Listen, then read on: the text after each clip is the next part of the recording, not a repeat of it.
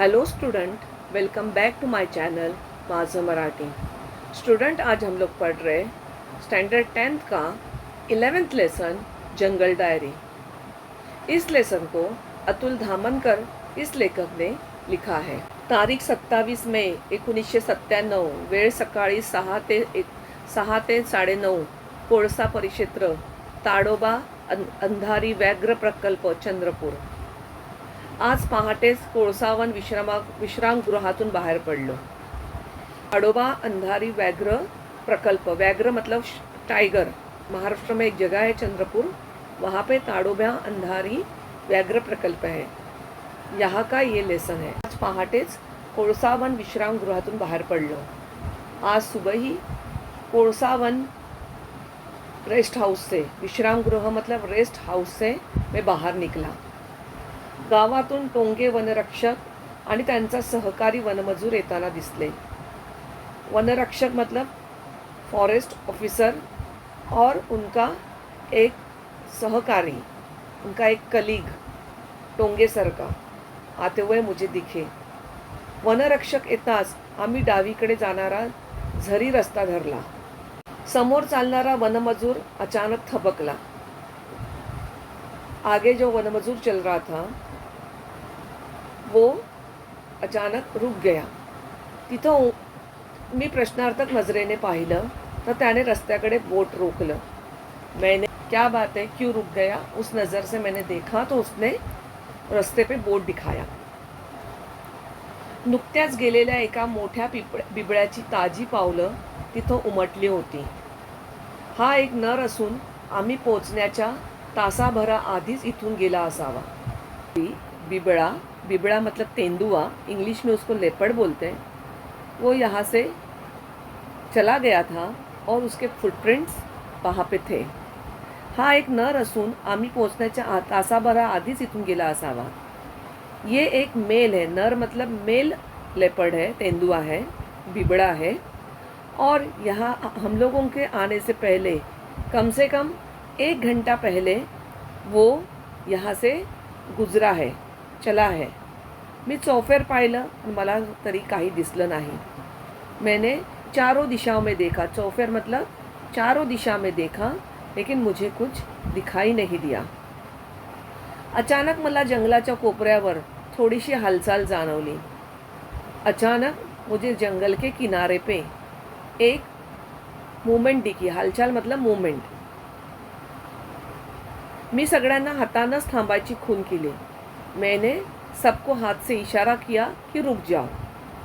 दूरबीन डोळ्यांना लावल्यावर ती हालचाल स्पष्ट झाली। दूरबीन मतलब बायनोक्युलर्स। मैंने देखा दूरबीन से तो मुझे मूवमेंट एकदम क्लियर दिखाई दी। तिथं एक तेंदूच्या झाडाखाली बांबूमध्ये बिबळा बसला होता। एक झाड़ के नीचे बिबड़ा बैठा हुआ था। बांबू के बीच में बिबड़ा बैठा हुआ था। पण त्याचा रंग आसपासच्या परिसराशी एवढा मिसळून गेला होता की त्याची शेपूट जर हरली नसती तर तो मला मुळीच दिसला नसता।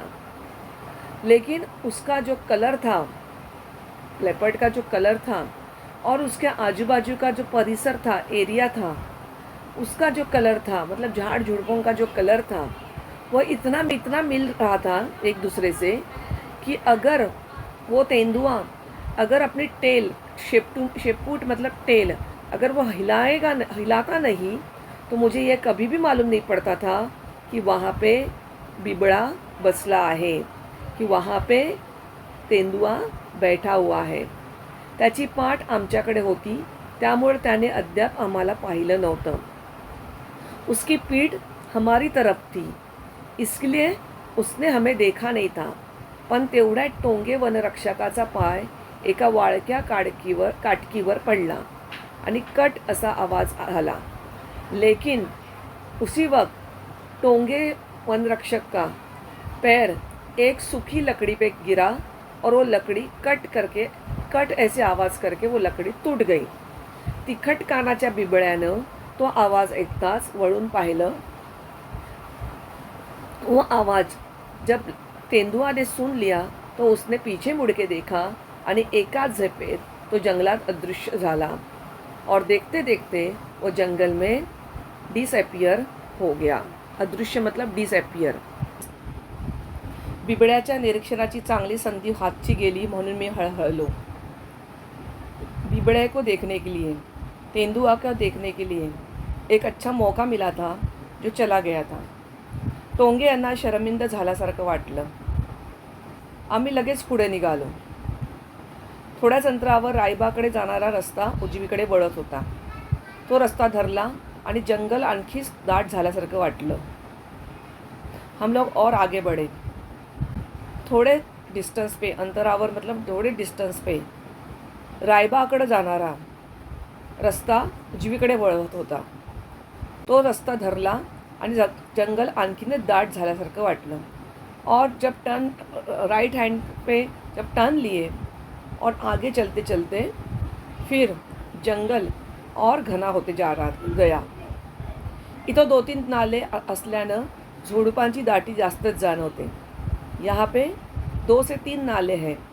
इस वजह से हरियाली झाडे बहुत है.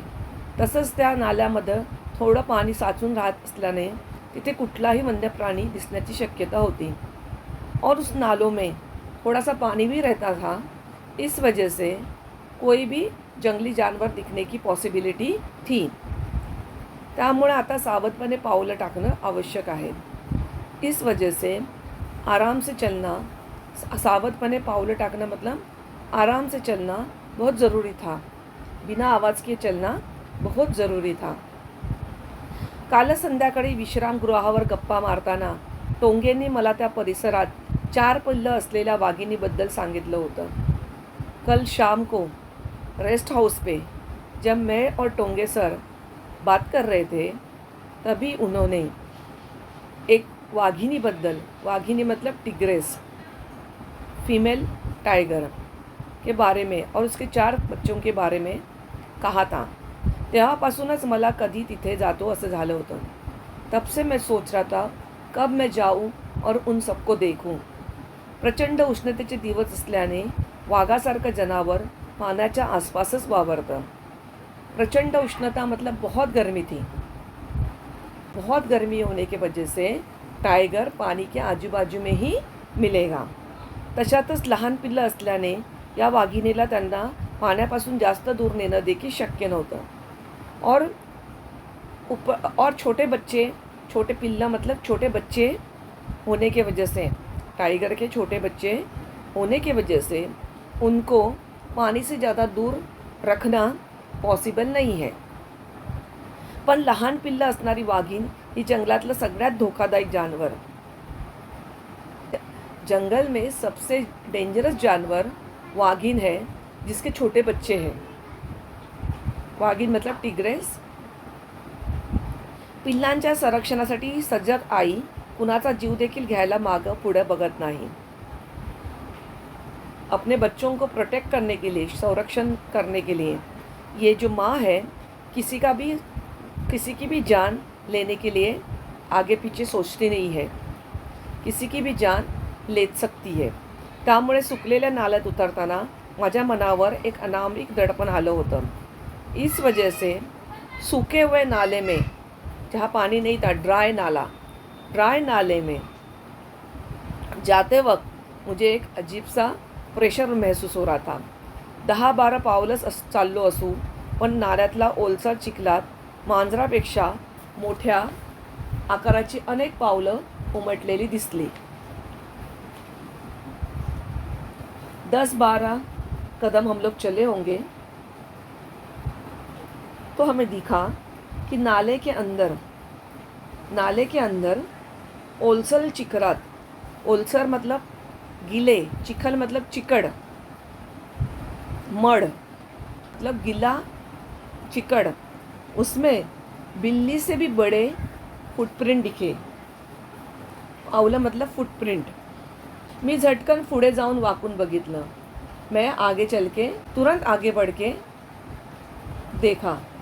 या पिल्लाच्याच पाऊल खुणा होत्या. ये बच्चों के फुटप्रिंट है. बच्चों के फुटप्रिंट भी बिल्ली के फुटप्रिंट से बड़े थे। या पग मार्क्सकडे बघून लक्षात आलं की ते काल रात्रीचीच आहेत। त्या पग मार्क्सकडे मतलब त्या फुटप्रिंट के, वो फुटप्रिंट देख के ये मालूम पड़ गया कि ये कल रात के हैं। याचा अर्थ स्पष्ट होता, वाघीण अद्याप आपल्या पिल्लासह याच परिसरात वावरत होती। इसका मतलब ये है कि जो वाघीण है अपने बच्चों के साथ इसी एरिया में घूम फिर रही है।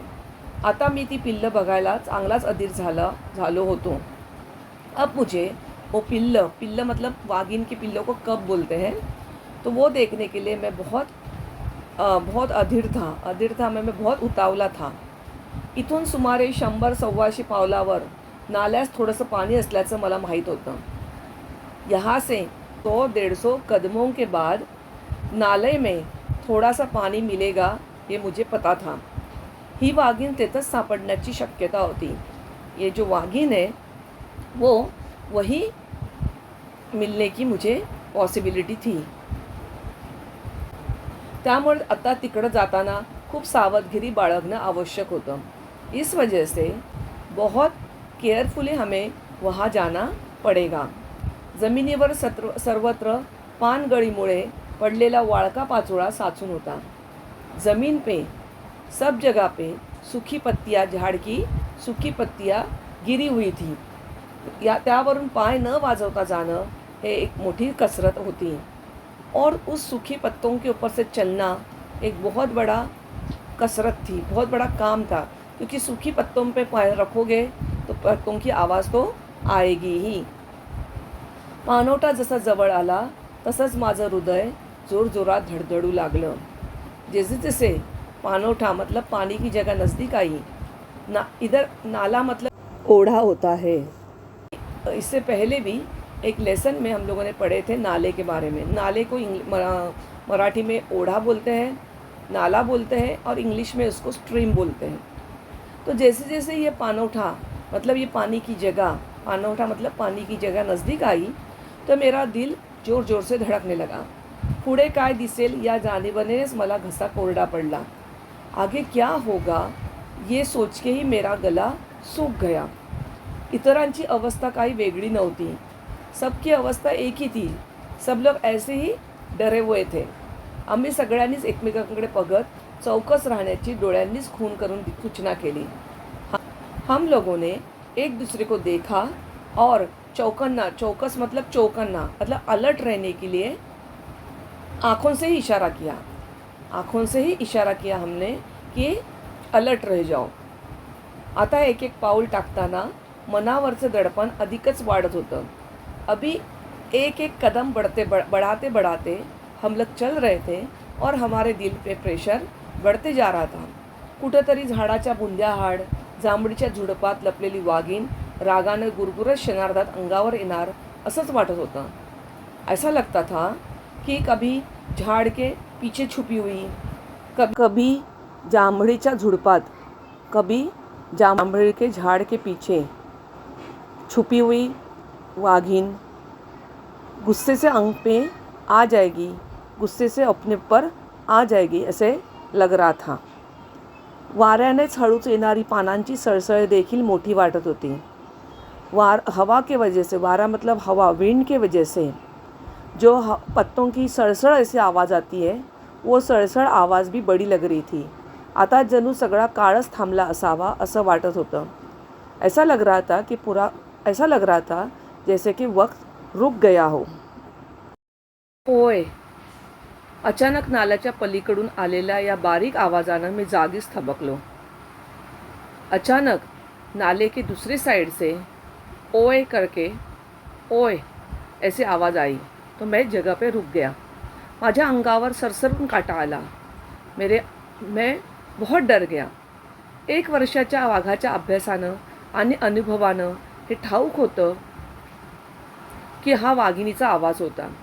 1 साल टाइगर के ऊपर रिसर्च करने की वजह से, 1 साल टाइगर के ऊपर पढ़ाई करने की वजह से और मेरे एक्सपीरियंस से मैं ये समझ गया था कि वो वाघिन की आवाज़ थी, टिग्रेस की आवाज़ थी। ती या आवाज़ाने आपल्या पिल्लांना बोलवत असावी। वो अपने बच्चों को बुला रही थी। अचानक पाण्यात धपकन काहीतरी पडल्याचा आवाज आला. अचानक सडनली पानी में कुछ गिरने की आवाज़ आई. मी पाणवठ्याकडे पाहिलं. मैंने पानी की जगह पे देखा आणि आश्चर्याने थक्कच झालो. और मैं देखते रह गया. एका पिल्लाने बाजूच्या जांभळीच्या झाडीतून थेट पाण्यात उडी घेतली होती. एक बच्चे ने जांभळीच्या झाड में से सीधा पानी में जंप किया था. लगेच त्याच्या पाठोपाठ उरलेली तीनही पिल्लं धपाधप पाण्यात उतरली और उसके पीछे बचे हुए तीनों बच्चे भी पानी में जंप किए. आईचा आश्वासक आवाज त्यांच्याकरता उत्साहाचं वारं भरणारा ठरला होता. माँ की आवाज़ सुन के उन्होंने पानी में जंप लगाए थे. वाघीण रात्रीच पिल्लांना नाल्याकाठच्या जांभळीच्या दाट झुडपात लपवून शिकारीसाठी गेली होती. वाघिन रात में ही बच्चों को जांभड़ी के घने झाड़ में बच्चों को छुपा के शिकार के लिए निकली थी. रात में ही शिकार के लिए निकली थी. या परिसरात दुसरे नर, वाघ, बिबळा, रानकुत्री अशा पिल्ल्यांच्या संभाव्य शत्रूंचा राबता होताच. उस एरिया में दूसरे नर वाघ मतलब दूसरे जो मेल टाइगर है, बिबड़ा है मतलब तेंदुआ है, मेल तेंदुआ, रानकुत्री जंगली कुत्ते जो है वो तो इस बच्चों उनसे बचाने के लिए वाघिन ने अपने बच्चों को रात में ही जांभळीच्या घने झुडप में रख के आई थी. त्यामुळे तिला ही खबरदारी घेणं आवश्यकच होते. वाघांच्या लहान पिल्लांना इतर भक्षकांपासून खूपच धोका असतो. टाइगर के छोटे बच्चों को इतर जानवरों से बहुत धोका रहता है. त्यामुळे वाघीण पिल्लाच्या सुरक्षेबद्दल भलतीच दक्ष असते. इस वजह से वाघीण बच्चों के सुरक्षा के लिए बहुत ज़्यादा ही अलर्ट रहती है.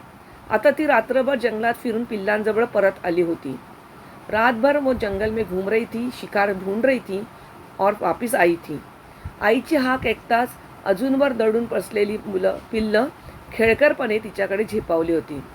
माँ की आवाज़ सुनते ही बच्चे अभी तक जो छुपके बैठे थे वो बच्चे तुरंत बाहर निकले. तेवढ्यात नाल्याच्या डावीकडच्या विरळ बांबीतून मला वाघीण येताना दिसली. मुझे नाला के लेफ्ट साइड से बांबू के बीच में से वाघीण आती हुई दिखी. ती सरळ पाण्याजवळ आली आणि वळून पाण्यात बसली. पानी के पास आई और पानी में बैठ गई. रात्रभरच्या वाटचालीनं थकून ती विश्रांती घेत होती. वो आराम कर रही थी. पण पिल्लाच्या उत्साहाला आई बघताच उधाण आलं होतं. लेकिन बच्चे माँ को देख के बहुत खुश हुए थे. त्यातील एका पिल्लाने तर वाघिणीच्या पाठीवरच उडी घेतली. उसमें से एक बच्चे ने वाघिण के पीठ पे जंप किया, पण तिथून घसरल्याने ते धपकन पाण्यात पडलं. लेकिन फिसल के वो पानी में गिर गया. तोंडावर पाणी उडताच वाघिणीने मंदपणे गुरगुरून नापसंत व्यक्त केली. पानी गिरते ही वाघिण थोड़ी सी गुरगुराई और अपनी नापसंती उसने अपनी नापसंती बता दी. पण पिल्लांना त्याच्याशी काही देणं घेणं नव्हतं. त्यांच्या आईच्या भोवती जबरदस्त दंगा धोपा शुरू झाला. लेकिन बच्चों को माँ की नाराज़गी से कोई लेना देना नहीं था. उनकी तो मस्ती चालू थी. साधारण त्या कुत्र्यापेक्षा लहान आकाराची ही 5 महिन्याची पिल्लं होती. या वयात लहान मुलं जशी खेळकर असतात तशीच ही खेळकर होती. 5 महीने की ये बच्चे थे. कुत्ते से थोड़े से छोटे साइज़ के थे. छोटे उम्र में बच्चे जैसे नॉटी रहते, खेलकर मतलब नॉटी, मस्तीखोर, वैसे ही वह बच्चे भी नॉटी थे, मस्ती करने वाले थे. एकमेकांचा पाठलाग करणं, मारामारी करणं, पाण्यात उड्या घेणं असे खेळ सुरू झाले. एक दुसरे का पीछा करना, अटला करना, पीछा करना, मारामारी करणं, फायटिंग करना, पाण्यात उड्या घेणं, पानी में जंप लेना, ये सब खेल खेलते थे वो. मध्येच आई वळून एखाद्या पिल्लाला मायेने चाटत होती. बीच बीच में माँ बच्चों को प्यार से चाट रही थी. थोडा वेळ बसल्यावर ती पटकन उभी राहिली. डोकं वळवून तिनं हळूच ओ असा आवाज केला. थोड़ी देर में वो तुरंत खड़ी हो गई और उसने वाघिन ने ओ करके आवाज़ किया. हा पिल्लांना मागं येण्याबद्दलचा इशारा होता. अपने बच्चों को अपने पीछे आने का ये इशारा था. लगेच वळून ती चालायला लागली. हिनं जंगलात कुठेतरी नक्कीच एखादं सांबर, रानगवा, नीलगाय, रानडुकराची शिकार साधली असावी. माँ आगे चलने लगी. माँ ने किसी जानवर का शिकार किया होगा, पण अशी शिकार जड असल्याने ती उचलून पिल्लापर्यंत आणणे शक्य नसते. लेकिन ऐसी शिकार मतलब ऐसे जानवर वज़न में भारी रहने के वजह से उनको खींचते खींचते बच्चों तक लागना पॉसिबल नहीं. त्यामुळं पिल्लांजवळ येऊन घटकाभर पाण्यात बसून तिने विश्रांति घेतली होती. इसलिए उसने बच्चों के पास आके थोड़ा वक्त आराम किया था. आणि आता ती पिल्लांना त्या शिकारीकडे घेऊन जात होती और अब वो बच्चों को उस शिकार के पास, उस मरे हुए शिकार के पास लेके जा रही थी. या 4 पिल्लांसोबतच स्वतःचं पोट भरण्यासाठी तिला सतत कोणती शिकार करणं आवश्यक होतं. बच्चों के साथ 4 बच्चों के साथ खुद का पेट भी भरने के लिए उसको शिकार करना ज़रूरी था. त्या कलेत ही चांगली पारंगत होती. वाघिणीला नाला पार करून बांबूच्या गंजीत पाय ठेवला. आत शिरण्याआधी तिने वळून पिल्लं सोबत येता आहेत की नाही हे पाहून घेतलं. नाला को पार करके बांबू में पैर रखा और पीछे मुड़ के देखा कि बच्चे आ रहे हैं या नहीं. 2 पिल्लं तिच्या मागोमाग निघाली होती, पण दोघांना अद्याप भान नव्हतं. 2 बच्चे माँ के पीछे निकली थी, लेकिन 2 बच्चों को तो पता ही नहीं था. ती पाण्यातच एकमेकांशी खेळण्यात दंग झाली होती. 2 बच्चे तो पानी में ही खेल रहे थे. वाघिणी ने परत त्यांना बोलवणारा आवाज काढला. वाघिण ने वापिस उनको आवाज दी. आईच्या या आवाजाबरोबर दोन्ही पिल्लांनी आपला खेळ थांबवला आणि पळत सुटली. माँ की आवाज़ सुनते बराबर दोनों बच्चे माँ की तरफ भाग गए. अपना खेल रुका के दोनों बच्चे माँ की तरफ भाग गए. 2 मिनिटात पिल्लांना घेऊन वाघीण जंगलात दिसण्याशी झाली. 2 मिनट में वाघीण जंगल के अंदर गायब हो गई. आज मी वाघिणीच्या आईची एक वेगळीच झलक बघितली होती. आज मैंने एक माँ वाघिण की झलक देखी थी. माझ्या व्याघ्र अनुभवात मोलाची भर घालणारा अनुभव होता.